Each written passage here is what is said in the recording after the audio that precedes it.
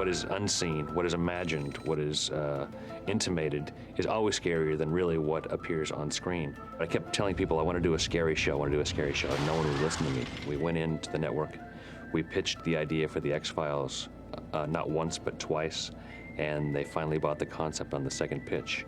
I think that it was so unlike anything else on television, they really didn't know what to make of it. When I met with Chris, he had a game planned in terms of where the show was going to be over the course of so many years.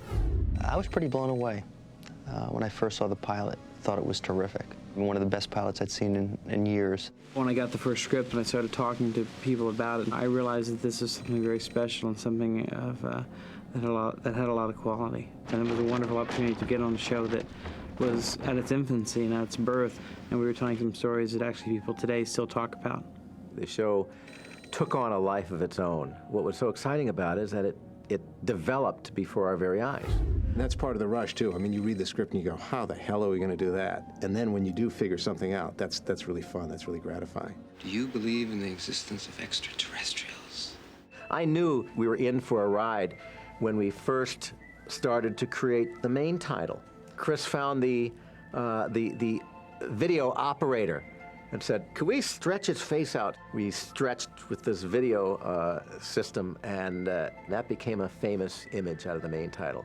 Chris sent over tons of CDs, and he would say, you know, in this CD I like the drums, and this I like the vocal sound, and the guitar thing that repeats here is really cool, and blah, blah, blah. So I'm getting a little dizzy and thinking, wow, what am I gonna do? I put my elbow down on the keyboard, and there was some echo machine that had this repeated sound to it, da da da da da da da da da, you know, and that became the accompaniment. The music and the visual of that main title rose to this new this new level, something unusual. We'd never seen a main title like that in television.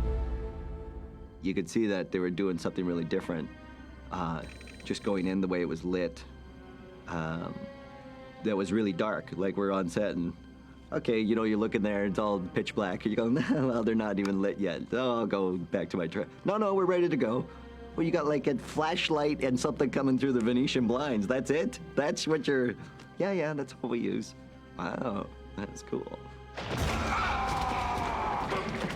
I'll say that we did everything right the first season, and that we made all the right decisions, and I'll say that only because it was the foundation for which the rest of the show was built.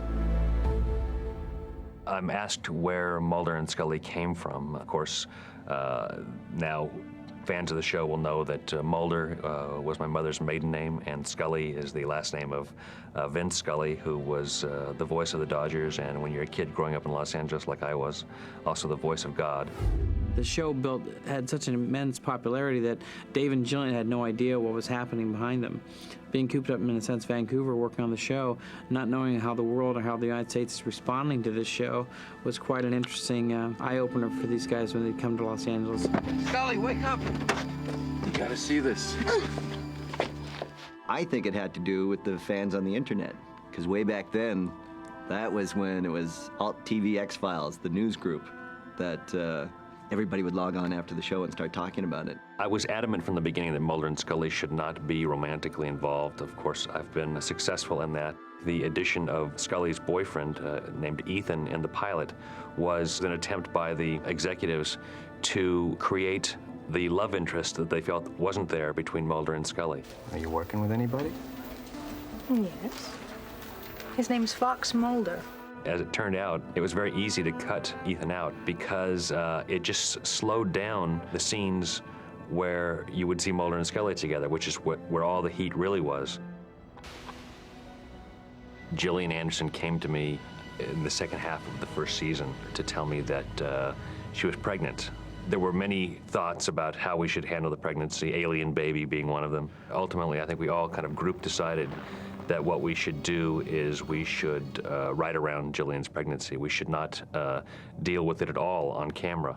But at the end of season 1, you will see noticeably that Gillian begins to be transformed into the beginning of motherhood.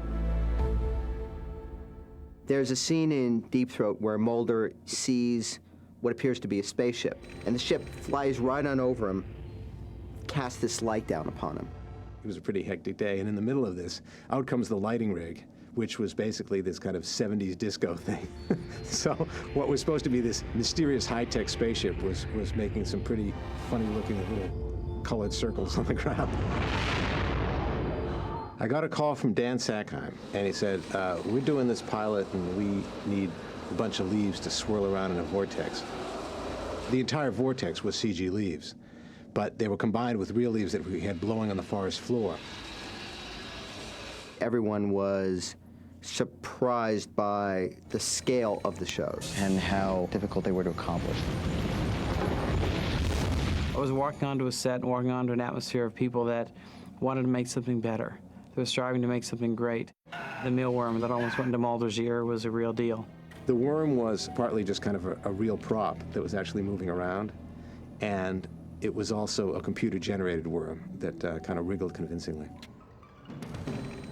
The character that Doug Hutchison plays is a person who excretes bile, but he also decided he wanted to play it stark naked. So I walked onto the stage, and here's this stark naked man covered in this gooey yellow substance. And it was shocking, you know, because here is this man walking around naked, which is always shocking. But I think the thing that I felt worst about was that David Duchovny was going to actually have to get into this elevator shaft with this naked, greasy, grimy, sweaty man, and to have to pretend to be afraid of him, which is probably the easy part. One of the funniest sequences that we had to work on was in the show Fallen Angel. There was a monster that could not be seen. So we'd said, well, okay, if it's in a green forest, let's put that person in an orange suit, and I'll be able to extract that person and put in something that's kind of mysterious. It was supposed to be this kind of lithe, dangerous, raptor-like creature. And what it ended up being a dancer in this bright orange body sock contraption wearing fins and a hump on her back. The film that we got back on the day they shot this rubber-suited guy was so funny. I could hear laughter coming from different screening rooms all across the lot. I'm always asked what my favorite episodes are. Two episodes that come to mind, Ice and Beyond the Sea, which I thought were excellent and really helped to establish what the X-Files could be. I guess my favorite episode was my first episode, Ice. It was an interesting show because all the actors and all the characters were pretty much in one location. Oh my God. And it was really fun to kind of stretch Scully and Mulder into places they really hadn't been to before. In here, I'll be safer than you. I think it was the last show of season 1 was the Erlenmeyer Flask. It was a big, big show. It was a very exciting score, and that's my favorite score.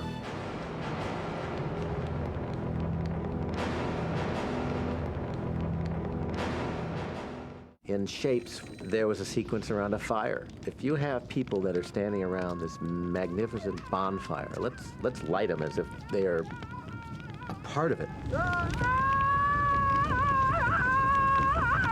I actually went down to a part of Vancouver there where they had a assembly every week for Native Americans. And basically, I grabbed these guys and I cast them and put this in the opening of the show, put this in part of the show that I thought actually could help give a lot of authenticity. Do I believe in them? Well, they don't return my calls.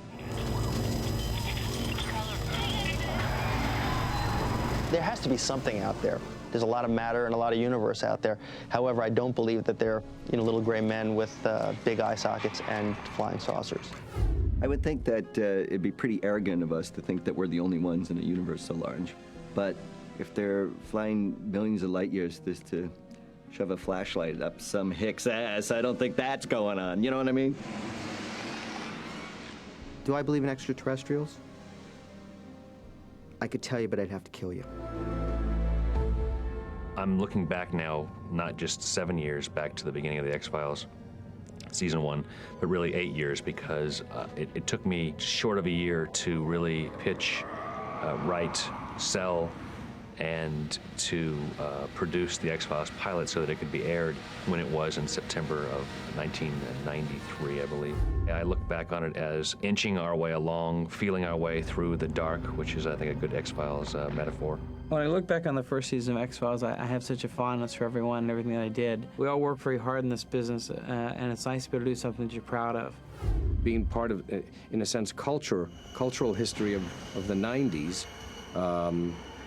is pretty exciting. So whatever happens to me career-wise from now on, I'm not sure will quite compare with the X-Files experience.